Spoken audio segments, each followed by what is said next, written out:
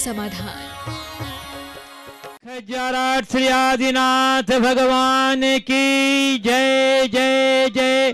बोलिए प्रातः स्मरणीय संत शिरोमणि परम पूज्य एक स्वाराचार्य गुरुवर विद्यासागर जी मुनि महाराज की जय जय जय।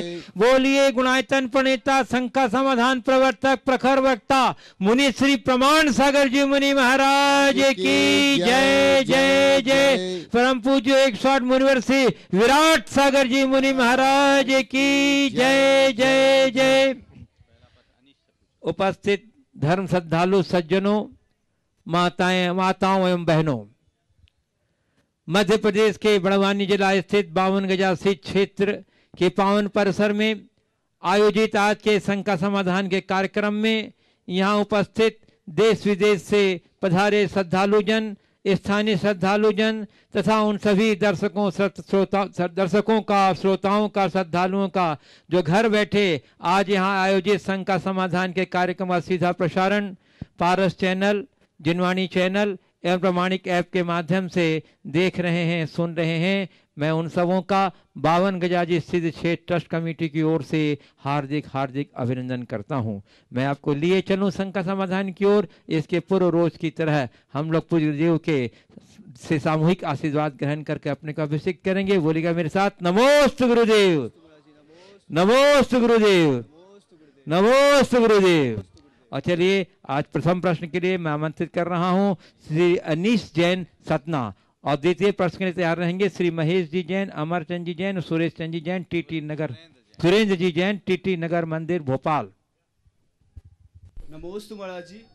महाराज जी जैसे आज जो विद्युत क्रांति हुई है, जैसे एक टेस्ला करके कंपनी है जिसने सोलर रूफ बनाई है, मतलब सब कुछ सोलर उसने बनाया है। और उनका कहना ये है कि अगर ये सभी लोग अपने घरों पे लगाएंगे तो किसी को मतलब बाहर से इलेक्ट्रिसिटी वगैरह लेने की जरूरत नहीं पड़ेगी। लेकिन जो महाराज जी अभी जो उनसे जुड़े हुए लोग हैं तो उनको कितना प्रभावित होगा अगर वो चीज़ अगर पूरी दुनिया पे आ जाती है तो मतलब अगर वो हर जगह हो जाता है, अगर हर जगह एग्जीक्यूट हो जाती है अगर वो चीज़, तो बाकी जो उससे अभी जो इलेक्ट्रिसिटी बनाने से लोग जुड़े हुए हैं उनको कितना प्रभावित होगा। देखिए उसके लिए दूसरा वैकल्पिक व्यवस्था उनके लिए बन जाएगी। अगर हम प्राकृतिक स्रोतों का आधार बनाकर हमारी जो व्यवस्था बनती ऊर्जा की, तो इससे अच्छा कुछ नहीं। ये पूरी तरह हिंसक है। पर्यावरण भी इससे ठीक होता है। आज हाइड्रो पावर में, थर्मल पावर में कितना ज़्यादा लोगों को हिंसा होती है, पर्यावरण प्रभावित होता है। ये स्वाभाविक चीज़ है। हमें इस तरह की और चीज़ों का विकास करना चाहिए।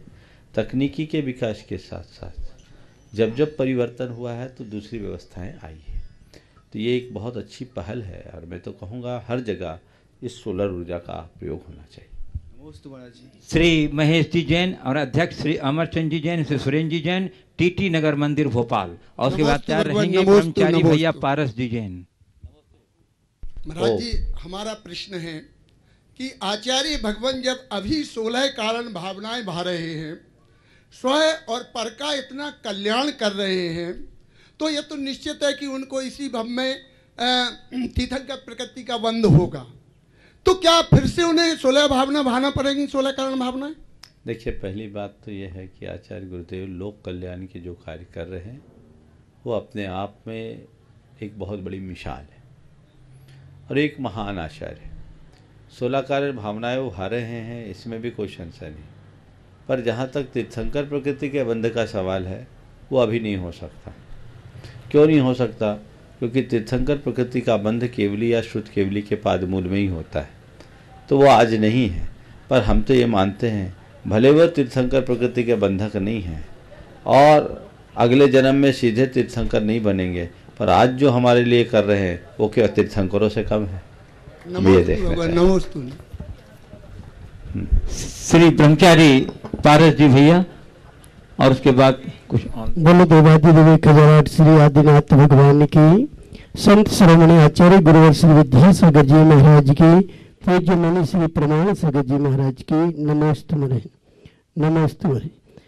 महाराज जी आज वर्तमान में हमारी संस्कृति को छोड़कर अन्यत्र जो पाश्चात्य संस्कृति है उसको हमारे समाज के बच्चे अपना रहे हैं, अपने माता पिता से विपरीत मार्ग अपनाकर अन्यत्र बढ़ाव आदि कर रहे हैं, तो उनको हम कैसे मार्ग पर लाए? थोड़ा आप इस पर हमारे रोज ये सवाल आता है और घूम फिर करके इसकी चर्चा कहीं ना कहीं आई जाती है। एक बात मैं फिर से दोहराता हूँ, हम लोग केवल बच्चों को दोषी बनाने की आदत बदलें। इसमें केवल बच्चे दोषी नहीं हैं, बच्चों से ज़्यादा दोषी उनके माँ बाप भी हैं। आप उनकी सही तरीके से परवरिश करें, सही संस्कार दें, उनकी संगति का ध्यान रखें, उनकी शिक्षा का ध्यान रखें, तो बच्चे बिगड़े ऐसी कोई माने आवश्यकता नहीं है। बच्चे बदल भी सकते हैं और बहुत सारे ऐसे बच्चे हैं जो बहुत उन्नत जीवन जीते। तो चाहिए कि हम घर परिवार में ऐसा वातावरण बनाएं जिसमें संस्कारों की नींव बने, समाज में एक ऐसा माहौल बने जिससे सब लोग सुव्यवस्थित अपना जीवन जी सके, तभी इस समस्या का स्थायी निदान होगा। नमोस्तुते। पूज्य गुरुदेव, अब कुछ ऑनलाइन प्रश्न मैं रखना चाह रहा हूँ। कुछ जैन अजमेर से पूछ रहे हैं, गुरुवार अगले सप्ताह हमारा 9 वर्ष है, एक तरह से हमारा उत्सव है, परंतु विडंबना देखिए कि हम इसके लिए कुछ भी नहीं करते हैं, जबकि अंग्रेजी 9 वर्ष जो हमारी दासता का प्रतीक है उस पर हजारों रुपए फिजूल खर्च कर सकते हैं। यहाँ तक कि हमारे मंदिरों में भी अंग्रेजी 9 वर्ष के उपलक्ष्य में विधान तथा जलपान का आयोजन किया जाता है, परंतु भारतीय 9 वर्ष वाले दिन कुछ भी नहीं, जबकि हमारे वर्ष भर के त्यौहार और कार्यक्रम इसी भारतीय 9 वर्ष के अनुरूप तय होते हैं। इसलिए महाराज जी, मेरा आपसे प्रश्न है कि आज के इस माहौल में हमें कौन सा 9 वर्ष मनाना चाहिए और किस प्रकार इस उपलक्ष्य में आपसे विनम्र निवेदन है कि सभी को आग्रहपूर्वक इसके लिए प्रोत्साहित करें। देखिए, भारत की पहचान को बनाए रखने के लिए भारत में जो भारतीय 9 वर्ष के रूप में जाना जाता है, चैत शुद्धि प्रतिपदा जिसे गुड़ी पड़वा के रूप में लोग जानते हैं, उसे देखना चाहिए। हालांकि ये भी 275-76 साल पुराना है, बहुत पुराना नहीं है। इससे प्राचीन वीर निर्वाण संवत हम लोग मनाते हैं। तो ये प्रक्रियाएं चलती आ रही है, हमें अपनी मूल पहचान को खोना नहीं चाहिए, क्योंकि सारा सब कुछ वैश्विक हो पड़ा है, इसलिए लोगों का ध्यान प्राय उसमें चला जाता है। पर हमें इन बातों को ध्यान में रख करके चलना चाहिए, क्योंकि विश्व की ऐसी व्यवस्था है और इसलिए जनवरी से दिसंबर तक का कैलेंडर लोग मानते हैं। मैं उससे असहमति अपनी नहीं रखता, लेकिन हमें अपनी मौलिक पहचान बनाए रखना चाहिए। कम से कम साल के 12 महीनों का तो चैत फागुन का याद होना चाहिए, और हम चैत शुद्धि एकम से अपने 9 वर्ष को मनाएंगे तो हमारे बच्चों को इनका पता लगेगा। दुनिया के लोगों को हम बता सकते हैं कि हमारे यहाँ संस्कृति की शुरुआत कब होती है, और वस्तुतः चैत से ही प्रकृति में एक नई नव यौवन उत्पन्न होता है। तो इसलिए चैत के माह से ही हमें इस पूरी प्रक्रिया को बढ़ाना चाहिए, और सामाजिक स्तर पर हमें 9 वर्ष को खूब उत्साह के साथ बनाना चाहिए। पूज्य गुरुदेव, आज़ाद कुमार शाह इंदौर से पूछ रहे हैं, कहा जाता है कि जिसके पास जो है उसी की यातना करनी चाहिए, तो आचार्यों की पूजन में जन्म जरा मृत्यु विनाशना आदि क्यों बोला जाता है, जबकि उनके जन्म जरा मृत्यु आदि का विनाश ही नहीं हुआ है? क्या केवल जन्म निपामिति इत्यादि बोलना उचित नहीं? जन्म जरा मृत्यु विनाशनाय, देखिए ये सब चीज़ें भगवान के साथ भी पहले नहीं जुड़ी थी, ये बहुत बाद में जुड़ी। कई बार तो हम लोगों को हंसी आती है, हम लोग जब आहार में जाते हैं ना, आप लोग पूजा करते हैं तो बोलते क्षुधा रोग विनाशनाय, और हम अपने क्षुधा रोग की पूर्ति के लिए आपके यहाँ आए आहार लेने, और लोग हम लोगों से बोलते क्षुधा रोग विनाशनाय। तो ये गलत भी नहीं है। हालांकि हम जब पूजन के प्राचीन रूप को देखते हैं तो वहाँ ये सब कुछ नहीं जुड़ा।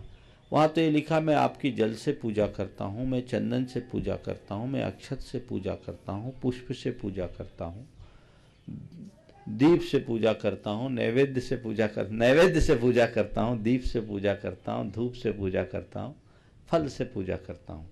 ये मूल रूप है। लेकिन कालांतर में ये सब चीज़ें जुड़ती गई और लोगों ने उसके साथ कई तरह के प्रयोग कर दिए, और ये सब चीज़ें पूजा के अंग के रूप में जुड़ने लगी।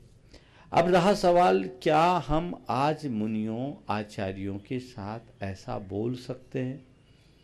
एक सवाल आचार्य वीर सेन से किसी ने पूछा धवला में कि भाई अरहंत और सिद्ध की पूजा करना तो ठीक है, वो जिन हैं उनकी पूजा से हमारे कर्मों की निर्जरा होगी, लेकिन आचार्य उपाध्याय साधु तो अभी संसारी हैं, उनकी पूजा से हमारे कर्म की निर्जरा कैसे होगी? ये तो एक देश जिन है, एक देश जिन है, इनकी पूजा अर्चा से हमारे कर्मों की निर्जरा कैसे होगी? आचार्य भगवान ने जो जवाब दिया, मैं समझता हूं इनके सवाल का यही जवाब होना चाहिए। उन्होंने कहा, देखो भाई, अग्नि की लौ चीजों को जलाती है, तो जो अग्नि की ज्वाला या लौ में दाहकता है, वही दाहकता अग्नि की चिंगारी में भी है कि नहीं? लौ अगर या ज्वाला ईंधन को जलाती है तो चिंगारी भी जला सकती है, क्योंकि उसमें दाहकता का गुणधर्म है। ठीक है, चिंगारी छोटी होती है, पर कभी कभी एक चिंगारी पूरी बस्ती को खाक में बदल देती है। तो बस इतना ही अंतर, अरहंत और सिद्ध तो ज्वाला है हमारे कर्म को जलाने के लिए, और आचार्य उपाध्याय साधु चिंगारी है जो कर्म की ईंधन को भस्म करते हैं और उससे हमारे जीवन का कल्याण होता है। तो आपने पूछा आचार्य उपाध्याय साधु के लिए हम जन्म जरा मृत्यु विनाशनाय या क्षुधा रोग विनाशनाय आदि का प्रयोग करें, ये इनके विनष्ट नहीं हुए, इनके विनाश करने के मार्ग में लगे हैं। इसलिए इस अभिप्राय से इनके लिए ऐसे शब्दों का प्रयोग करने में कोई अत्युक्ति नहीं। पूज्य गुरुदेव, नीरज जैन जबलपुर से पूछ रहे हैं, अपनी वैल्यू कैसे बढ़ाई जाए ताकि अपनी कोई बात की वैल्यू बढ़ जाए और परिवार में उस बात का मान रखा जाए? अपनी वैल्यू कैसे बढ़ाएं जिससे अपनी बात की वैल्यू बढ़ जाए, परिवार में मान रखा जाए? बस एक ही उपाय है, कम बोलना शुरू कर दो। वहीं बोलो जहां जरूरत है, बिना जरूरत के बोलो मत। 10 गलती पर एक बार बोलो, एक गलती पर 10 बार बोलना बंद कर दो, तुम्हारी वैल्यू बढ़ जाएगी। बार बार बोलोगे तो कहेंगे ये तो बकबक करते रहता है, कम बोलोगे तो दम रहेगी, और बकोगे तो कहेंगे ये तो बकने वाले हैं। चलिए। पूज्य गुरुदेव, श्रीमती माला जैन बांसवाड़ा राजस्थान से पूछ रही हैं, महाराज श्री, आपने कई बार बताया कि बालों की विग लगाकर मंदिर नहीं जाना चाहिए, पूजा पाठ नहीं करना चाहिए, आचार्य महाराज जी को आहार भी नहीं देना चाहिए, जहाँ तक हो सके विग लगाना ही नहीं चाहिए, इससे पाप का दोष लगता है। महाराज श्री, इस संबंध में मेरा प्रश्न ये है कि मेरी बेटी उन कैंसर पीड़ित महिलाओं के लिए जिनके बाल कैंसर के इलाज और कीमोथेरेपी के दौरान झुड़ जाते हैं, जिससे महिलाएं ग्लानि महसूस करते हुए अपने आप को समाज से अलग थलग महसूस करती हैं, उनके लिए दूसरी महिलाओं से अपने बाल दान करने हेतु प्रेरित कर उन बालों से उनके लिए विग बनवाकर उन्हें मुफ्त में वितरण करवाती हैं। उसने गत 6 माह में अभी तक उससे स्वयं सहित 30 महिलाओं को बाल दान कराकर विग करते हैं। महाराज श्री, क्या मेरी बेटी को इस काम से पाप का बंद होगा या उसे करना चाहिए? बेटी को बोलो कि ऐसी कैंसर पीड़ित महिलाओं को बाल दान देने की जगह ऐसी महिलाओं को ऐसा मोटिवेशन दे कि वो कैंसर जैसी बीमारी से लड़ने की सामर्थ्य अपने भीतर विकसित कर सके, उसे सह सके और उनकी चिकित्सा के लिए कुछ कराओ। ये कार्य ज़्यादा रचनात्मक है। बाकी इस तरह के कार्यों में क्या होगा, उनको उस बीमारी को स्वीकारना होगा और बीमारी के साथ लड़ने की ताकत अपने भीतर पैदा करना होगा। हमारे लिए ग्लानि का अनुभव करने से क्या होगा, बीमारी तो किसी को कभी भी हो सकती है। हमें बीमारी से जूझने का, लड़ने का जज्बा होना चाहिए, और वो अगर इस तरह का कार्य करे तो वो ज़्यादा उपयोगी होगा। पूज्य गुरुदेव, आज अंतिम ऑनलाइन कुछ प्रश्न है। नीरज सेठिया अयोध्या उत्तर प्रदेश से पूछ रहे हैं, गुरुदेव, यह प्रश्न मेरे चाचा जी प्रोफेसर विजय जैन अयोध्या से है कि मनुष्य और मोक्ष के बीच की दूरी कितनी है और इसे कैसे पूरा किया जा सकता है? मनुष्य और मोक्ष के बीच की। गुरुदेव से किसी ने पूछा, महाराज संसार मार्ग और मोक्ष मार्ग में क्या अंतर? गुरुदेव ने बहुत छोटा सा और सधा हुआ उत्तर दिया, बोले कुछ नहीं है, जिधर मुंह है उधर पीठ कर लो और जिधर पीठ है उधर मुंह कर लो। क्या बोला? जिधर मुंह है उधर पीठ कर लो और जिधर पीठ है उधर मुंह कर लो। मनुष्य और मोक्ष में इतनी दूरी है। आसक्ति संसार है और विरक्ति मुक्ति। जैसे ही हम आसक्ति से पूर्ण विरक्ति की ओर मुड़ जाएंगे, मुक्त हो जाएंगे। और प्रश्न के लिए श्रीमती अश्विनी अंतरिक्ष अजमेरा और उसके बाद तैयार रहेंगी श्रीमती शकुंतला हीराचंद बस धर्मपुरी। नमोस्तु महाराज श्री, नमोस्तु नमोस्तु नमोस्तु। महाराज श्री, मेरा प्रश्न ये है कि जब भी हमारी गाड़ी में पेट्रोल ख़त्म हो जाता है तो या वो लाल निशान की तरफ जाता है तो हम उसे तुरंत रिफ़िल करवा लेते हैं, लेकिन जब भी हमारी लाइफ की गाड़ी में हमें नेगेटिविटी आती है या फ्रस्ट्रेशन आती है तो हम उसे तुरंत रिफ़िल नहीं करते हैं और वेट करते रहते हैं। तो ऐसा क्यों महाराज श्री? और हम ऐसा कौन सा पावर फ्यूल डालें कि वो ऑटो रिफ़िल होते रहे? देखिए, सबसे बड़ी बात विडम्बना यह है कि हमें गाड़ी की उपयोगिता समझ में आती है, जीवन की गाड़ी की उपयोगिता समझ में नहीं आती। हमें पता है कि अगर हम रिफ़िल नहीं करेंगे तो हमारी गाड़ी बंद हो जाएगी, रिजर्व में ज़्यादा देर तक नहीं चलेगी। लेकिन हम खुद को रिफ़िल नहीं करेंगे या रिचार्ज नहीं करेंगे तो हमारी गति रुकेगी, ये हमारी समझ में नहीं है। हमें ये लगता है हमारी ज़िंदगी की गाड़ी आखिरी समय तक धकते रहेगी, और ये धारणा जब तक नहीं बदलेगी तब तक जीवन में बदलाव नहीं हो सकता। आपने पूछा ऑटो फ्यूल क्या डालें जिससे अपने आप रिफ़िल हो जाए। कुछ मत करो, रोज़ थोड़ा सा तत्व चिंतन करो, थोड़ी सामायिक करो, अच्छी प्रार्थना करो, अपने आप को ऐसी ऊर्जा से भर लोगे कि कभी कमी नहीं होगी, और कुछ कमी होगी तो भीतर की प्रेरणा से अपने आप वो पूरी हो जाएगी। श्रीमती शकुंतला हीराचंद बस धर्मपुरी, उसके बाद तैयार रहेंगी श्रीमती डाली काला बड़वानी। गुरुवर के चरणों में कोटिशः नमन। गुरुवर, दुनिया में बहुत से लोग ऐसे हैं जो हमेशा सोचते ही रहते हैं, उनका दिमाग एक मिनट भी शांत नहीं बैठता है। और जिन लोगों को हमेशा सोचने की आदत होती है वे कभी खुश नहीं रह सकते। Over thinking leads to negative thoughts. जो ज़्यादा सोचता है वो डेफिनेटली नेगेटिव सोचता है, और जो नेगेटिव सोचता है वो पॉजिटिव लाइफ जी ही नहीं सकता।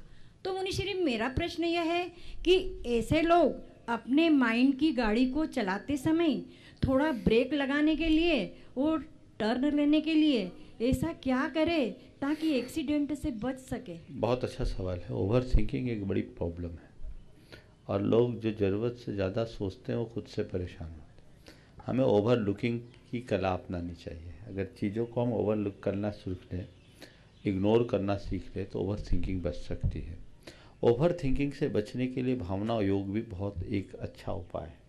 ज़्यादा हम जो सोचते हैं तो अपने विचारों की समीक्षा करके यदि हम अपनी निंदा ग्रह करते हैं, अपनी आलोचना करते हैं, तो हमारे अंदर से अधिक सोचने की प्रवृत्ति बच सकती है। और जब हमारे मन में अनावश्यक विचार उत्पन्न हो रहे हों तो उस घड़ी में हमें कोई अच्छा आलम्बन ले लेना चाहिए, कुछ अच्छा पढ़ना शुरू कर देना चाहिए, कुछ अच्छा सुनना शुरू कर देना चाहिए, किसी से अच्छी बातें करना शुरू कर देना चाहिए, जिससे हमें अच्छा एक मोटिवेशन मिले और एक अच्छी प्रेरणा पाकर हम अपने जीवन के क्रम को आगे बढ़ा सके। यदि इस तरह की प्रवृत्ति हम अपनाते हैं तो अपनी इस ओवर थिंकिंग को हम ओवरकम कर सकते हैं। श्रीमती डाली काला बड़वानी, उसके बाद तैयार रहेंगी श्रीमती बिमला जी जैन कसरावत। गुरुदेव के चरणों में त्रिबार नमोस्तु नमोस्तु नमोस्तु। गुरुदेव, सुना है देखने वाला नहीं सुनने वाला ज़्यादा दुखी या सुखी होता है। तो गुरुवर, जब तक हम देखेंगे नहीं तो सोचेंगे क्या? सोचने वाला ज़्यादा दुखी या सुखी होता है। तो जब तक हम देखेंगे नहीं तो उस चीज़ के बारे में सोचेंगे कैसे? जैसे आज हमने देखा गुणाईता की पिक्चर के बारे में, मतलब जब वो पिक्चर हमने देखी तभी हम सोच सकेंगे कि वो कैसा होगा कैसा, पर जब तक नहीं देखते तो उसके बारे में सोचते ही कैसे? देखो, देख करके रह जाओ तो बात वहीं से वहीं गई, पर देख कर जब आगे बढ़ते हैं तो सोचते हैं। तो सोचना बुरा नहीं है, ज़्यादा सोचना बुरा है, नकारात्मक सोचना बुरा है। देखने के बाद हम अच्छा सोचें। अभी हम आपको देख रहे हैं, आप हमें देख रहे हैं, दोनों एक दूसरे को देख रहे हैं, लेकिन देखने के बाद सोचने की दिशा कई तरह की हो सकती है। हम उसे सही दिशा में भी सोच सकते हैं, गलत दिशा में भी सोच सकते हैं। आपको देख करके मैं ये भी सोच सकता हूँ कि कितना अच्छा सवाल कर रही हैं, सबके लिए उपयोगी है। और मैं ये भी सोच सकता हूँ इतनी बड़ी हो गई, इतनी भी अकल नहीं, क्या सवाल करती है। ये सोच मेरे हाथ में है। अगर मैं सही सोच रखूँगा, हालांकि आपने बहुत अच्छा प्रश्न किया है, सराहनीय प्रश्न है, नहीं तो कहेंगे महाराज ने इनके लिए क्या कह दिया, एक बार इनका स्वागत कर दो सब लोग, है ना। सवाल अच्छा है। तो देख करके रह जाना तटस्थता है। और देख करके उलझ जाना दुख का कारण है। तो हमारे यहाँ कहते हैं देखो तो मात्र दृष्टा बनो, उलझो मत, उलझे तो गए। नमस्ते गुरुदेव। श्रीमती विमला जी जैन कसरावत, उसके बाद तैयार रहेंगे श्रीमती अंतिम काला बड़वानी। नमस्ते महाराज जी, नमस्ते। आज के इस युग में यदि बेटा भी अच्छा मिले और दामाद भी अच्छा मिले, अच्छे मिले तो ये हमारे कौन से कर्म, पूर्व कर्म का फल होता है। और आज के युग में कि माता हैं वैसा क्या करे कि उन्हें भी भविष्य में एक अच्छा बेटा और अच्छा दामाद मिले। बेटा अच्छा मिले, दामाद अच्छा मिले, किस पुण्य के उद्देश्य है। निश्चित रूप से जिनने महान पुण्य किया है उनके सारे बंधुजन उनके अनुकूल होते हैं। आजकल ऐसा कम देखने को मिलता है क्योंकि आज के युग में भाग्यशाली लोग विरल होते जा रहे हैं। अगर आपको या जिनको भी ये लाभ मिला है ये बहुत अच्छा है, पर माता आपसे ये कहता हूँ अगले जन्म में ऐसा भाव मत करो, नहीं तो फिर माँ ही बनना पड़ेगा। इस संसार में क्यों रुकना। ये सोचो महाराज हमें तो ऐसा आशीर्वाद दो कि अब आवागमन के चक्र से मुक्त हो सकूं, संसार के बंधनों को काट सकूं और शीघ्र सिद्ध पद को प्राप्त कर सकूं। तो संसार का चक्र है जो स्वार्थ का चक्र है। आज तुम्हारे अनुकूल है तो तुम्हारे बेटे तुम्हें श्रवण कुमार दिख रहे हैं, तुम्हारे दामाद तुम्हारे लिए अपने दिख रहे हैं। थोड़े प्रतिकूल हो जाए तो कब क्या हो जाए, सब मतलब का संसार है। अपने कर्तव्य की पूर्ति और कर्तव्य का पालन यही हमारे हाथ में है, पर बाकी संसारिक प्रपंचों में उलझना कतई समझदारी नहीं। श्रीमती अंतिम चरणों में नमोस्तु, श्रीमती अंतिम काला बड़वानी, उसके बाद मास्टर अर्क जैन अजमेरा। ये शरीर जो 5 तत्व से मिलकर बना है, आकाश, वायु, जल, अग्नि आदि, परंतु आत्मा की उत्पत्ति कैसे हुई? बिना बीज के अंकुर नहीं निकलता, तो क्या आत्मा एक ही निमित्त है क्या? देखिए, पंचभूत की चर्चा अपने पृथ्वी, जल, अग्नि, वायु और आकाश, ये पंचतत्व है। ये शरीर की उत्पत्ति, आत्मा की नहीं। आत्मा की उत्पत्ति होती तो हम कह सकते थे कि आत्मा की उत्पत्ति हुई। आत्मा अनादि से है, और जो अनादि से है, जो कभी उत्पन्न ही नहीं हुआ, उसके विनष्ट होने की कोई बात नहीं। शरीर उत्पन्न होता है, शरीर विनष्ट होता है। आत्मा अजर, अमर, अविनाशी। मास्टर अर्क जैन अजमेरा बड़वानी, उसके बाद तैयार रहेंगे श्रीमती ज्योति बोहरा जैन अंजड़। नमस्ते महाराज जी। जैसे राजा ने आटे की मुर्गी बना के काटी थी तो वो नरक में गए, वैसे हाथी के ऊपर दीपक रख के आरती उतारेंगे तो पाप नहीं लगेगा? बहुत बारीक दृष्टि इस बच्चे की है। कहाँ देखा आपने हाथी के ऊपर आरती उतारने वाला दीपक? वो विधान में कर रहे। विधान में देखा। देखिए, आजकल कुछ लोग आरती की थाल का प्रयोग इस तरीके से कर रहे हैं, हाथी के ऊपर दीप जला रहे। अब ये क्यों चला ये मुझे नहीं मालूम, लेकिन आज इस बच्चे ने इस गंभीर विषय पर हमारा ध्यान आकृष्ट किया है। सचेतन प्राणी आरती करे ये चलेगा, लेकिन उसके ऊपर थाल रख करके आरती करने का औचित्य, बहुत गंभीर बात पर इस बच्चे ने ध्यान आकृष्ट किया और सबको विचार करना चाहिए। हमारे यहाँ तो ये तक कहा है कि किसी सचेतन वस्तु पर चित्र, किसी जीव का चित्र हो तो उस पर बैठो तक नहीं। तो हाथी के ऊपर आप दीप जला रहे हो, हाथी आरती तो कर नहीं रहा है। कायदे से आरती की थाल ही होनी चाहिए जो आरती के रूप में है, उस आरती के थाल से आरती करने का औचित्य है। लेकिन आजकल कुछ फैशन हो गया, कुछ नया नॉवेल्टीपन दिखाने के लिए लोग इनका प्रयोग करते हैं।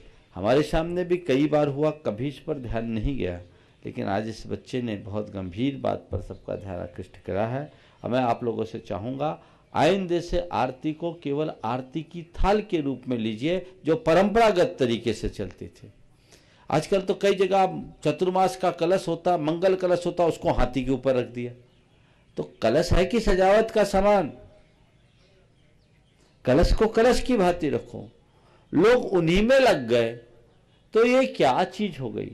यद्यपि गज को एक मांगलिक प्राणी के रूप में रखा गया है, लेकिन उसके ऊपर कलश रखने का क्या उचित?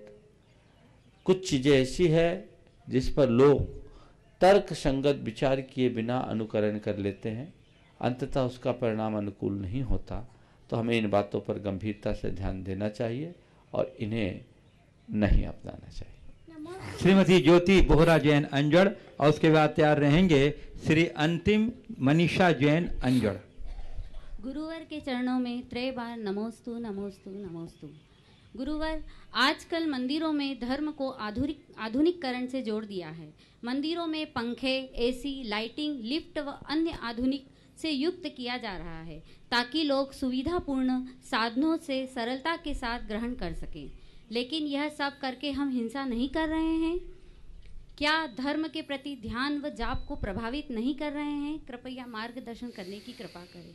देखिए, मंदिर में जहाँ तक बने इस तरह के किसी साधन का प्रयोग नहीं करना चाहिए और मंदिरों का निर्माण ही इस तरीके का करना चाहिए ताकि आप निश्चिंतता पूर्वक धर्म ध्यान कर सकें, जहाँ किसी भी आधुनिक संसाधनों का प्रयोग न करना पड़े।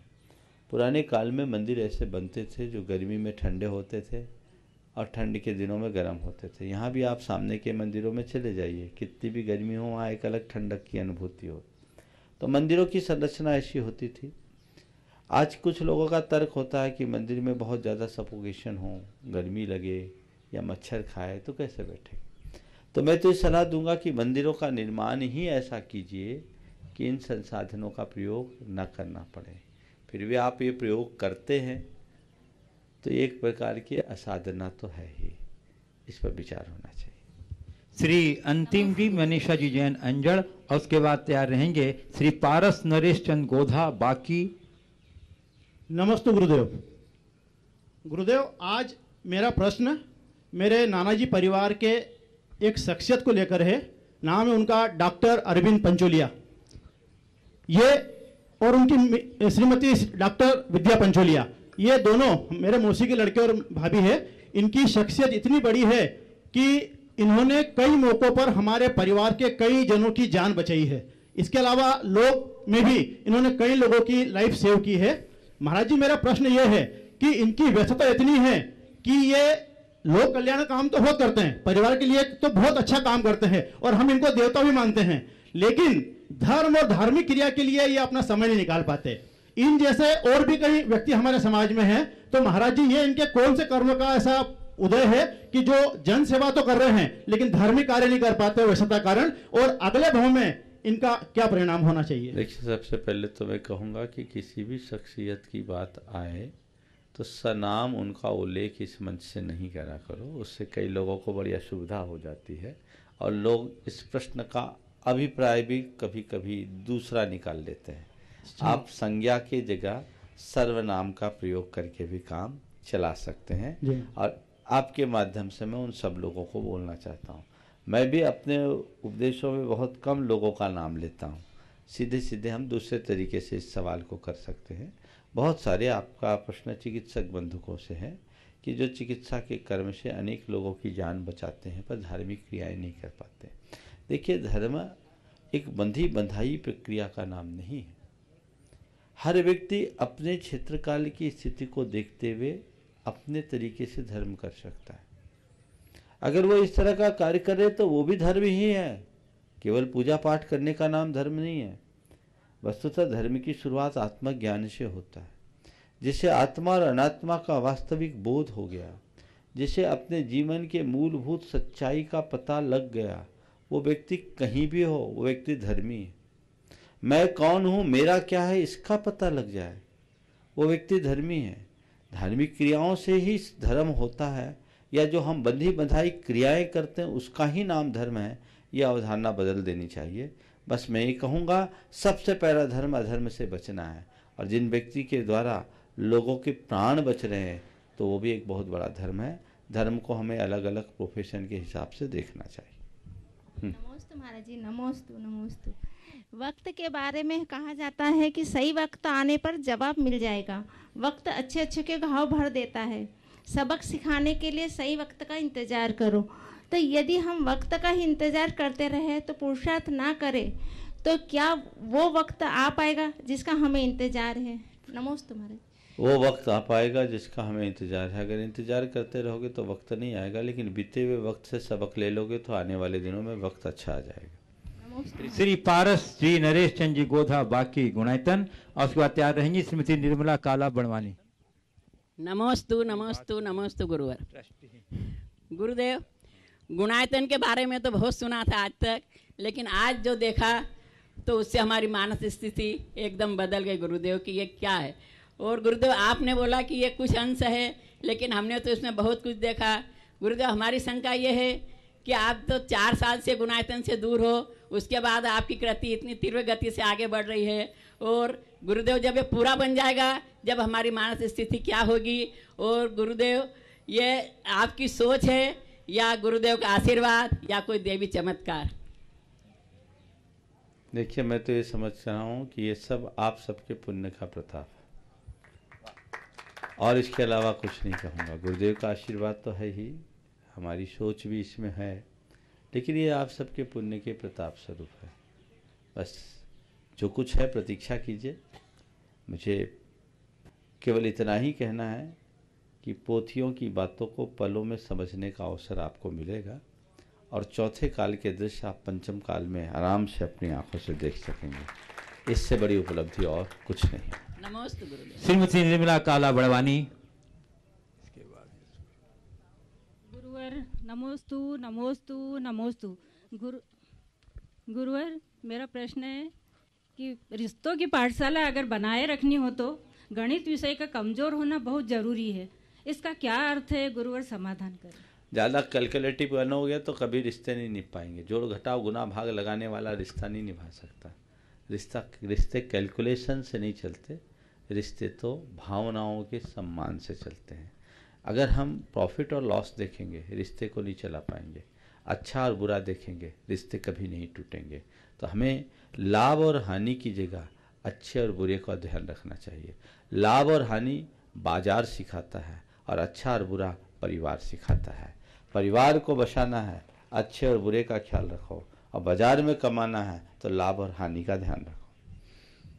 बंधुओं, अभी अभी एक बहुत ही महत्वपूर्ण सूचना हम जैन समाज वालों के लिए मिली है ब्रह्मेश स्वामी जी के मार्फत से कि कर्नाटक सरकार ने एक अधिसूचना जारी करके राज्य के सभी विद्यालयों में जैन साधु साध्वियों को बिहार के क्रम में रुकने की व्यवस्था अपने ही परिसर में सुनिश्चित करने का आदेश जारी किया है। जोरदार करताध्वनि से कर्नाटक सरकार के इस पहल का अनुमोदन कीजिए, और हम चाहते हैं सभी राज्य के सरकार इस प्रकार की सूचना जारी करें। देखिए, इस सरकार ने यद्यपि साधु संतों के लिए तो पूरे देश में सारे स्कूल के द्वार खुले रहते हैं, लेकिन आज जो ये जानकारी आई मेरे पास, भागचंद जी पहाड़िया के माध्यम से मैसेज आया था कि सारे सरकारी स्कूल और सरकार से अनुदान प्राप्त स्कूल, एडेड स्कूल्स में जैन साधुओं के लिए उनके दरवाजे खुले रहेंगे। कर्नाटक सरकार ने पहली बार पहल करके ये कार्य किया, और उसमें इस चीज़ का उल्लेख किया कि महामस्तकाभिषेक के दौरान हजारों किलोमीटर की यात्रा करके जैन साधु आते हैं, और वो पैदल चलते, उनके रात्रि विश्राम के लिए वो उपलब्ध होना चाहिए। ये जो भी सरकार ने किया है स्वागत योग्य कदम है, हमें उस सरकार की सराहना करनी चाहिए, और देश के अन्य प्रदेशों की सरकार से भी इसका उदाहरण प्रस्तुत करते हुए इस बात को सुनिश्चित कराना चाहिए, ताकि जैन साधुओं के बिहार में किसी भी प्रकार की बाधा ना आ सके। बंधुओं, इंदौर की एक संस्था है पीपल फॉर एनिमल्स, जो जीव दया के क्षेत्र में बहुत ही अनुकरणीय महत्वपूर्ण काम कर रही है। वो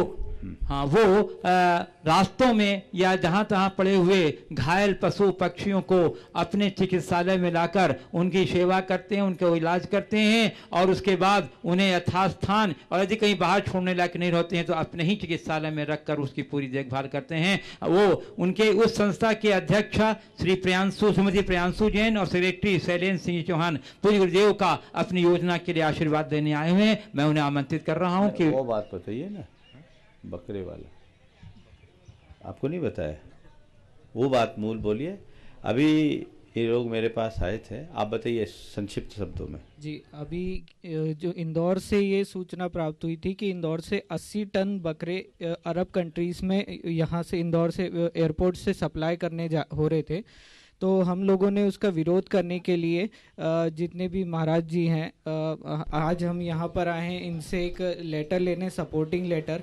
वैसे विद्यासागर जी महाराज जी के पास हम गए थे परम पूज्य, तो ऐसे सब महाराज जी के पास जाकर हम उनसे सहयोग प्राप्त करना चाहते हैं कि ऐसा भविष्य में, अभी तो ये चीज़ को रोका है ऐसा बताया जा रहा है, पर अभी फाइनल नहीं हुआ है कि मतलब ये चीज़ रुक गई है, ये आगे फिर हो सकती है। तो हम इसकी पहले से तैयारी करना चाहते हैं कि आगे भी सरकार इस बारे में ना सोचे और ऐसा हिंसक कार्य इंदौर जैसे शहर या इंदौर के आसपास या पूरे भारत में ना हो, ऐसी सुविधा हम लोग ऐसे इकट्ठा होकर ये कार्य कर सकें।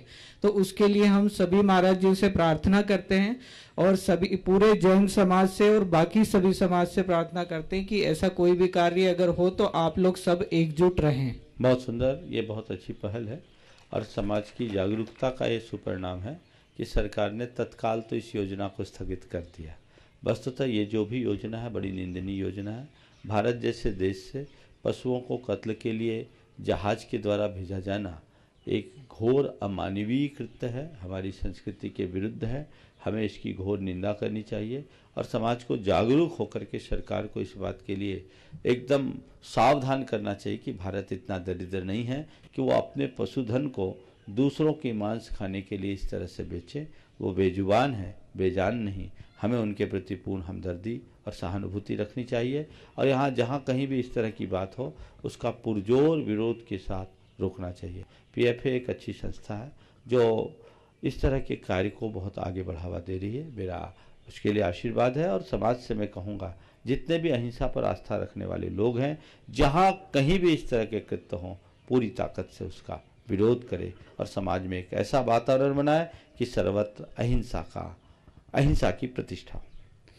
श्रीमती निर्मला काला बड़वानी, उसके बाद तैयार रहेंगे श्री विनोद जी किरण जी दोषी बांकानेर, ये ट्रस्टी बावन गया।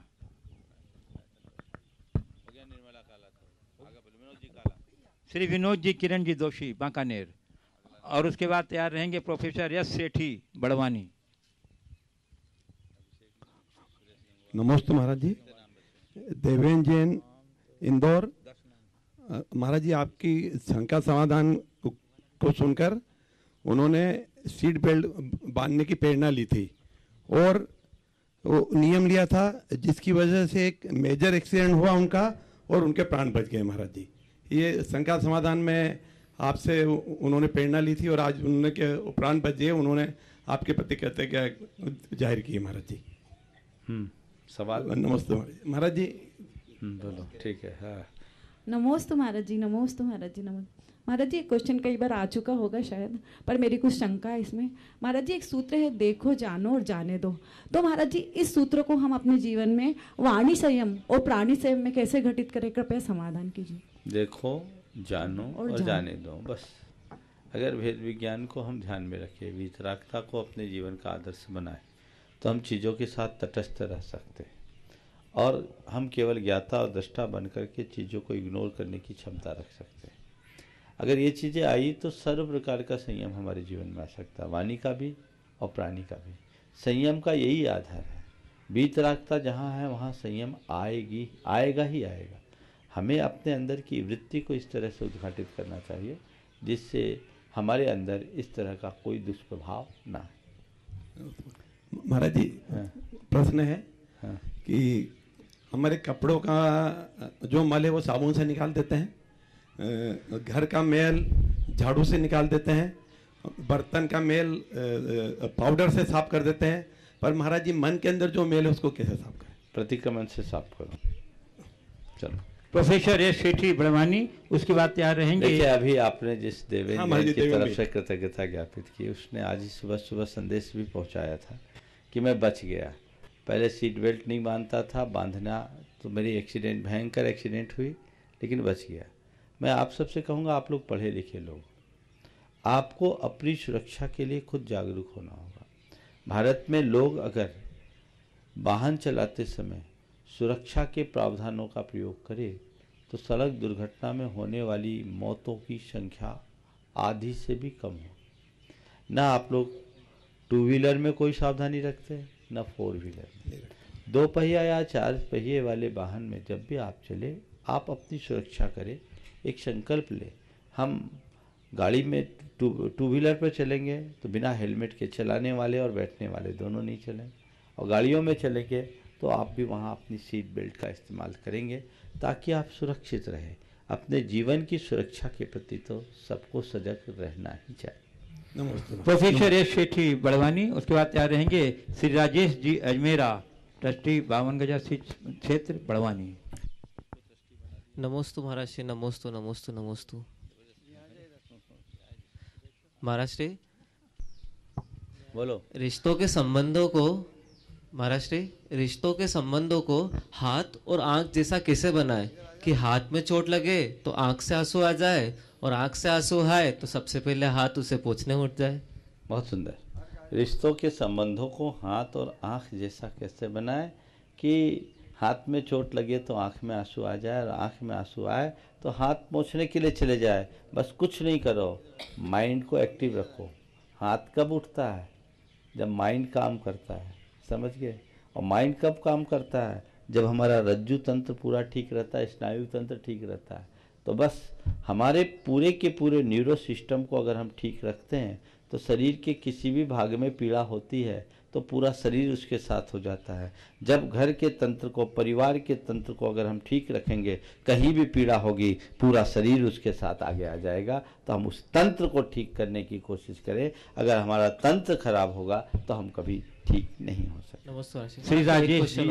हाँ, साधना जी जैन मेरठ से प्रशस्त स्टील्स द्वारा कुछ स्वर्ण आभूषण और 1100 और 11,000 की राशि गुणायतन के लिए दी गई है और आहार दान के लिए दी गई है। आहार दान के लिए राशि नहीं होती, चलो सवाल करो। आहार दान डायरेक्ट दिया जाता है। वे प्रश्न पूछना चाहते हैं कि जब ऊपर वाला देने में कभी हिसाब नहीं रखता तो हम जबते भी हिसाब लगा कर क्यों है? देखो, ऊपर वाला देने में हिसाब नहीं लगाता तो जबते भी हिसाब लगा कर क्यों? मुझसे एक बार किसी ने इसी सवाल का सवाल दूसरे तरीके से किया कि भगवान के नाम के लिए माला गिनने की ज़रूरत क्या? हमने कहा जब तक दुनिया की चीज़ों को गिनते हो तब तक भगवान को गिनना जरूरी है। समझ गए? हम नोट गिन रहे हैं तो नोट गिनते समय हमें कोई ख्याल नहीं रहता, तो नोट गिनने की आदत छूटे, इसलिए भगवान का नाम गिनना शुरू करो। समझ गए? तो हम इसलिए नहीं गिनते कि हम कितना गिन लिए, इसलिए गिनते हैं कि दूसरे की चीज़ें और चीज़ें गिनने की आदत छूट जाए और सारी ज़िंदगी भगवान का नाम गिनते गिनते बीत जाए। नमस्ते महाराज जी। नमस्ते। श्री राजेश जी अजमेरा बड़वानी का तैयार नहीं, श्रीमती अनीता काला बड़वानी। नमस्ते महाराज जी। महाराज जी, जब तीर्थंकर भगवान का जन्म होता है तब वो उनके अतुल्य बल होता है जन्म के 10 अतिशय में, और जब वे समोसण में विराजमान होते हैं, जब 4 घातिया का नाश करके, तब अनंत वीर्य प्रकट होता है। तो महाराज जी, वितरागी भगवान को अनंत वीर्य की क्या आवश्यकता होती है? उसकी देखिए, बल और वीर दोनों अलग अलग चीज़ें हैं। बल शारीरिक होता है और वीर आत्मिक होता है। समझ गए? तो शरीर में अतुल बल उनको जन्म से होता है, पर वीर आत्मा की शक्ति का नाम है जो अंतराय कर्म के क्षय के बाद प्रकट होती है। उनके अंदर अनंत ज्ञान होता है और ज्ञान का उपभोग शक्ति के बिना संभव नहीं है, तो उसके साथ अनंत वीर भी उनके साथ होता है। नमस्ते। श्रीमती अनीता काला बड़वानी का तैयार रहेंगे, निधि कुमुद शास्त्री पुणे। नमोस्तु गुरुवर, नमोस्तु गुरुवर, नमोस्तु गुरु। लक्ष्य हमेशा कैसा होना चाहिए? काम तो दिन रात दीमक भी करती है लेकिन वो विनाश करती है, निर्माण नहीं। तो हमारा लक्ष्य कैसा हो कि हम विनाश नहीं, हमेशा निर्माण की ओर आगे बढ़े? देखिए, काम तो हमेशा दीमक करती है लेकिन वो विनाश करती, निर्माण नहीं। आपने पूछा हमारा काम कैसा हो जिससे निर्माण हो, विनाश नहीं। देखिए, एक दीमक का काम है जो केवल विनाश करने का काम करती है, और दूसरी तरफ आपने कभी एक उसको क्या बोलते हैं, ततैया टाइप का एक कीड़ा होता है, उसे देखा होगा। वो क्या करते हैं, एक छोटा सा मिट्टी का खो बनाते हैं। उस खो को बनाने में काफ़ी टाइम लगता है। उस पूरे के पूरे खो को कवर कर देता है और उसके इर्द गिर्द भुनभुनाता रहता है, भन भन भन भन भन भन। और उसके भुनभुनाहट का प्रभाव ये होता है कि कुछ दिन के भीतर उसके अंदर एक कीड़ा उत्पन्न हो जाता है और वो कीड़ा उसका द्वार खोल करके निकल आता है। समझ गए? तो ये लक्ष्य होना चाहिए। और इसी के आधार पर ये कहा गया यद भाव्यते तद भवति। वो कीड़ा गुबरेला जैसा कीड़ा होता है, वो उसके इर्द गिर्द भुनभुनाता है तो उसके अंदर से कीड़ा हो जाता है।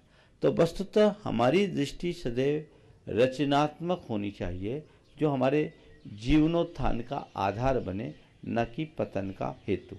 नमोस्तु गुरुवर। नमोस्तु। निधि कुमुद शास्त्री पुणे। और उसके बाद तैयार रहेंगे श्री सुरेश जी गंगवाल सिंघाना, ट्रस्टी 52,000 क्षेत्र। नमोस्तु महाराज जी। महाराज जी, हम अपने माता पिता की उम्मीदों पर खरे कैसे उतरें? क्योंकि यदि हम उनकी उम्मीदों पर खरे नहीं उतरते हैं तो वो दुखी होते हैं, और हम अपने बच्चों से कितनी उम्मीद रखें ताकि हम दुखी ना हों? बहुत अच्छा सवाल। देखिए, माता पिता की उम्मीदों पर खरे उतरना तो चाहिए। वही संतान सुसंतान है जिसे देखकर माँ बाप को लगे कि मेरा श्रम सार्थक हो गया। माँ बाप को अपनी संतान से ज़्यादा उम्मीद तो नहीं रखनी चाहिए, लेकिन संतान को माँ बाप को कभी उपेक्षित नहीं करना चाहिए। उन्हें चाहिए कि उनके जीते जी उन्हें कभी किसी प्रकार का कष्ट न उठाना पड़े, योग्य संतान के रहते हुए भी उन्हें आंसू न बहाना पड़े, ये भावना होनी चाहिए। माँ बाप के प्रति संतान की क्या दृष्टि होनी चाहिए, एक घटना बताता हूँ। 2 भाई, एक भाई बाहर रहता था, एक भाई माँ बाप के पास रहता था। बड़े भाई का काम अच्छा सा सेटल था, पूरा वो देखता था। बाद में छोटे भाई का भी काम सेटल हुआ और छोटे भाई ने कहा कि भाई तुम हर महीने घर की व्यवस्था के लिए माँ को समय पर जो रकम चाहिए दे देना चाहिए। छोटे भाई ने कहा माँ जब मांगेगी दे देंगे, माँ मांगेगी दे देंगे। बड़े भाई ने जो बात कही वो ध्यान देने योग्य। कमाओ बेटे के होते हुए भी माँ बाप को अगर उनके आगे हाथ फैलाना पड़े, इससे अच्छा तो बच्चे का न होना अच्छा। बोले तेरा काम है, वो मांगेगी नहीं मैं जानता हूं, तेरा काम है कि समय पर तुझे पहुंचाना है। मैं भी ये कर सकता हूं, पर मैं अब चाहता हूं कि ये भावना तेरे अंदर जगे। अब तू कमाने लगा है, तेरे पास अच्छी कमाई है, तेरा कर्तव्य है कि माँ बाप को किसी चीज़ का अभाव ना हो, उन्हें जितना दान धर्म करना हो, खर्चा करना हो, खुल करके करे। अरे हम उन्हीं के बदौलत है, अगर हमारे निमित्त से उनका कुछ होता है तो इससे बुरी बात क्या है। तो हम ये देखते हैं कि उनकी हमसे अपेक्षा कितनी है। हमें ये देखना चाहिए कि हमारा उनके प्रति दायित्व क्या है। मेरा जो दायित्व है उसे मुझे पूर्ण करना है। उनने मुझे जन्म दिया है, जीवन दिया है, संस्कार दिया है, तो इसके लिए मुझे उनके मन में कभी कोई आंसू ना आए, इस बात का ख्याल रखना चाहिए। ये तो संतान का काम है।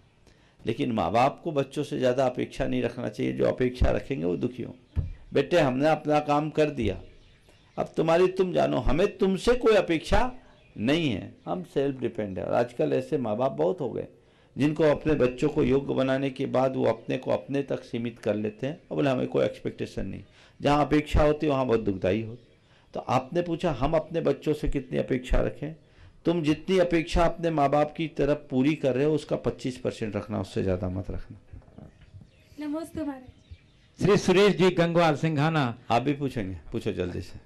महाराज जी के चरणों में बारंबार नमोस्तु नमोस्तु नमोस्तु। पूरे पुणे समाज की तरफ से महाराज जी नमोस्तु नमोस्तु नमोस्तु। महाराज जी कल एक जैसे ही मैं बात करने गया था तो एक भाई वो काफ़ी 18 साल से स्वाध्याय भी कर रहे हैं, अभिषेक भी कर रहे हैं। कल उन्होंने ऐसा ही क्वेश्चन पूछ लिया मुझसे कि आप अभिषेक करने जाते हो तो क्यों जाते हो, क्या आपका इंटेंशन है। तो मैंने उनको बोला कि पुण्य बंद का कर्म, पुण्य मेरे को चाहिए क्योंकि कर्म कटे मेरे। तो वो इससे सेटिस्फाइड नहीं हुए क्योंकि वो 15 साल से 18 साल से वो करते आ रहे। मेरे को ऐसा लग नहीं रहा कि पुण्य कटते हैं या नहीं कटते हैं, बट मैं उनसे संवाद नहीं कर पाया उस तरीके से। वही क्वेश्चन आपसे चाहता हूँ महाराज जी कि हम आपसे कोई पूछे कि आप अभिषेक करने क्यों जाते हैं तो उनसे केवल एक ही बात करो, अभिषेक करने से मेरे मन को बड़ी प्रसन्नता होती है, भगवान का सामीप्य मिलता है, मन में पवित्रता आती है और मन की पवित्रता से बड़ा पुण्य और कुछ नहीं है। यदि ये आपको उपलब्ध हो गया, मन में पवित्रता और अहोभाव की अनुभूति हो रही है, समझ लो आपने पुण्य का संचय कर लिया। श्री सुरेश जी गंगवाल सिंघाना और उसके बाद तैयार रहेंगी श्रीमती मीना जैन अंजड़। मेरे आराध्य गुरुवर के चरणों में सत नमन। हे गुरुवर, इस आत्मन को कई बार भ्रम हुआ कि मेरा उत्थान हो चुका है, उत्थान का मान आ गया, वहीं पतन का कारण बन गया। अनंत काल बीत गया, बार बार पतन ही पतन हुआ, एक बार भी उत्थान नहीं हुआ। क्षेत्र की अपेक्षा सर्वार्थ सिद्धि तक पहुंचकर भी शाश्वत सिद्धि नहीं मिलती, पुनः पतन होता और मध्यलोक में आना ही पड़ता है। तो गुरुवर, मेरी जिज्ञासा है कि उत्थान की कौन सी ऐसी परिभाषा है जो कर्मों की सत्ता को मिटाकर सिद्ध दशा को प्राप्त करने में सहायक बने? बस मान को गिरा दो, ऐसा उत्थान होगा जो कभी पतन नहीं हो, समझ गए? और वो तब होगा जब हमारे अंदर आत्मज्ञान होगा। वस्तुतः संसार का हर उत्थान पतन के साथ जुड़ा हुआ है। उत्थान पतन के इस चक्र को जानकर जो व्यक्ति सावधान हो जाता है उसका मान गल जाता है और ज्ञान के बल पर परम उत्थान को प्राप्त करता है। नमस्ते। श्रीमती मीना जैन अंजड़ और उसके बाद तैयार रहेंगी श्रीमती नीलिमा रत्नेश पहाड़िया बड़वानी। नमोस्तु महाराज जी, नमोस्तु नमोस्तु नमोस्तु। जीवन गणित है, सांसें घटती है, अनुभव जुड़ते हैं, अलग अलग कोष्ठकों में बंद हम बुनते रहते हैं समीकरण, लगाते रहते हैं गुना भाग, जबकि अंतिम सत्य तो शून्य है। समाधान कीजिए। बस ये शून्य को समझ लो तो गणित ही छूट जाएगा। मुश्किल मनुष्य के साथ यही है कि उस अंतिम सत्य को अंतिम समय तक झुटलाने की कोशिश करता है।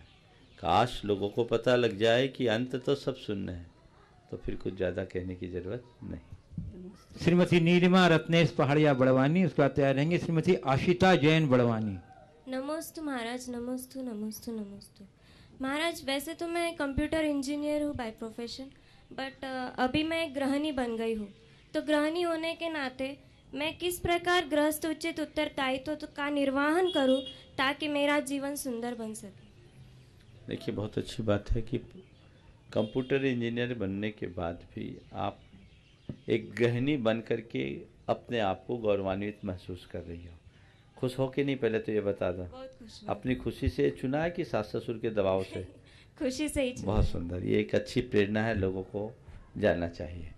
दूसरी बात, आपने पूछा है कि मैं अपने गृहस्थोचित कर्तव्यों का और दायित्वों का निर्वाह किस तरह से करूं जिससे जीवन सुंदर बन सके। मैं तो आपको कंप्यूटर की भाषा में समझाता हूं।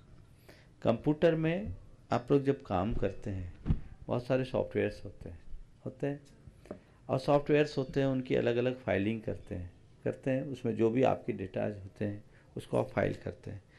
सब सॉफ्टवेयर को सबसे पहले आप किससे बचाते हो? वायरस से बचाते हैं ना।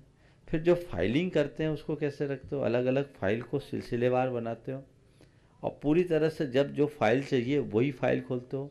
एक फाइल की चीज़ दूसरे फाइल में घुसाते हो क्या? नहीं करते ना। तो जैसे कंप्यूटर में रहने वाले तथ्यों को आप व्यवस्थित रखते हो और वायरस से बचते हो, वैसे ही अपने जीवन में घर गृहस्थी के कार्यों को व्यवस्थित तरीके से करना शुरू करें और उन सारे बाधक कारणों से बचे जो आपको अव्यवस्थित करता है। अगर इतना आपने कर लिया, जीवन सुंदर बन जाए। श्रीमती आशिता जैन बड़वानी, उसके बाद तैयार रहेंगी निधि ऋषभ दोषी बड़वानी। नमोस्तु नमोस्तु नमोस्तु महाराज जी। मैं अभी नई बहू बनकर एक परिवार में आई हूँ। महाराज जी, कृपया मुझे मेरी जैसी सभी बहुओं को कृपया इस पंक्ति का अर्थ विस्तार से समझाइए कि परिवार वालों का हाथ पकड़कर चलोगे तो दूसरों के पैर पकड़ने की नौबत नहीं आएगी। बहुत अच्छा वाक्य है। परिवार वालों का हाथ पकड़ करके चलोगे तो दूसरों की पैर पकड़ने की नौबत नहीं आएगी। मैं तो ये कहता हूँ, ये सीख हर बेटी को, हर माँ को देना चाहिए। अगर विदाई के समय ऐसी सीख दी जाए तो कोई भी बेटी अपने ससुराल से बीच में कभी नहीं लौटेगी। वहाँ से जब भी वो जाएगी तो पूर्ण सम्मान के साथ ही जाएगी, बीच में लौटने की नौबत नहीं आएगी। वस्तुतः हमें मानसिक रूप से अपने आप को तैयार करना चाहिए कि मेरा घर अब वही है और मेरे लिए जो कुछ है वो वही है और मुझे सबसे पहली प्राथमिकता और महत्व उसे ही देना है। यदि ये बात हमारे मानस में अंकित हो जाए तो फिर हमें कहीं किसी दूसरे की शरण में जाने की ज़रूरत ही नहीं होगी। लेकिन मुश्किल आजकल ये है कि लोग अपनों से दूर होते हैं, गैरों को अपनाना शुरू कर देते हैं, नतीजा फिर वो कहीं के नहीं रहते। निधि ऋषभ दोषी बड़वानी, उसके बाद तैयार रहेंगी श्री महावीर अर्चना जैन बड़वानी। महाराज जी के चरणों में त्रिवार नमोस्तु नमोस्तु नमोस्तु। मेरा प्रश्न है, मनुष्य जीवन में सर्वोत्तम कुल जैन कुल पाकर हम ऐसा क्या करें कि वह भी सर्वोत्तम हो जाए? देखो, जैन कुलोचित कर्तव्यों का पालन करो, कुलाचार का दृढ़ता से पालन करो। ऐसा कोई काम मत करो जो जैन कुलाचार के विरुद्ध हो। जीवन अपने आप सर्वोत्तम हो जाए। श्री महावीर अर्चना जैन बड़वानी प्रत्यागी श्रीमती रेखा संजय सिंघई गढ़ा कोटा। नमोस्तु महाराज जी, नमोस्तु। बरसलाय परिवार की तरफ से आपको त्रिवार नमोस्तु। महाराज जी, एक बार प्रवचन सुन रहा था मैं, तो प्रवचन के दौरान पूजा जो की जाती है सभी भगवानों की, और पूजा में जो क्रम रहता है, जल पहले चढ़ाते हैं, फिर चंदन चढ़ाते हैं, फिर अक्षत, तो महाराज जी प्रवचन में महाराज जी बता रहे थे इसका कि क्यों चढ़ाते क्रम से, और तो महाराज जी वो प्रवचन बंद हो चुका था।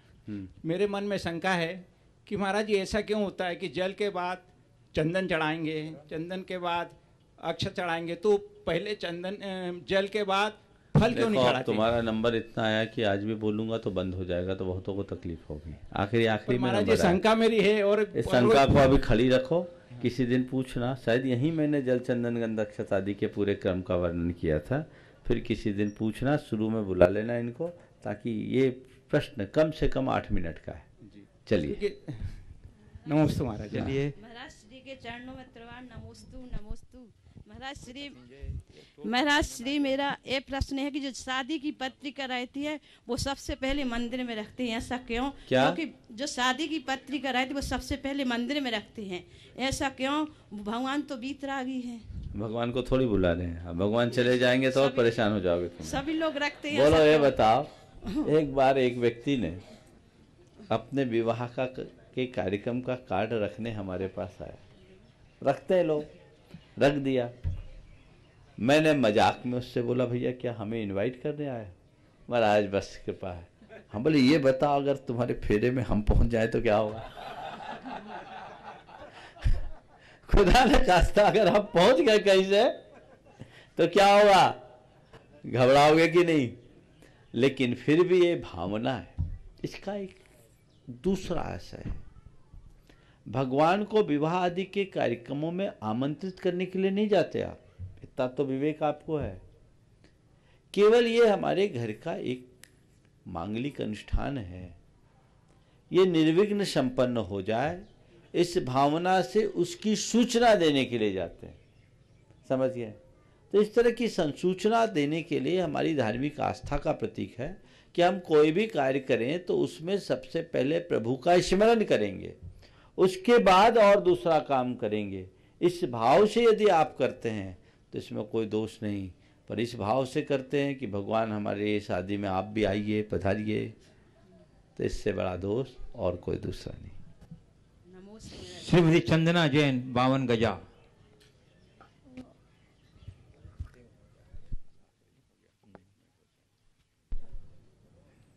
नमोस्तु महाराज जी, नमोस्तु महाराज जी, नमोस्तु महाराज जी।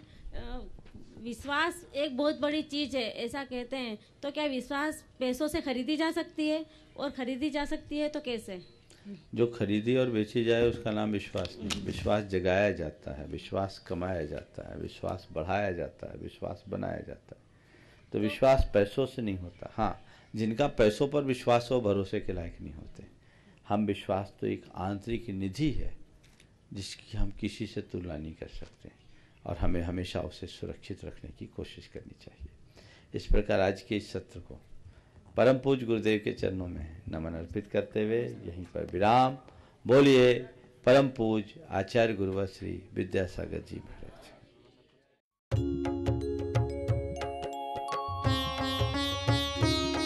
शंका समाधान।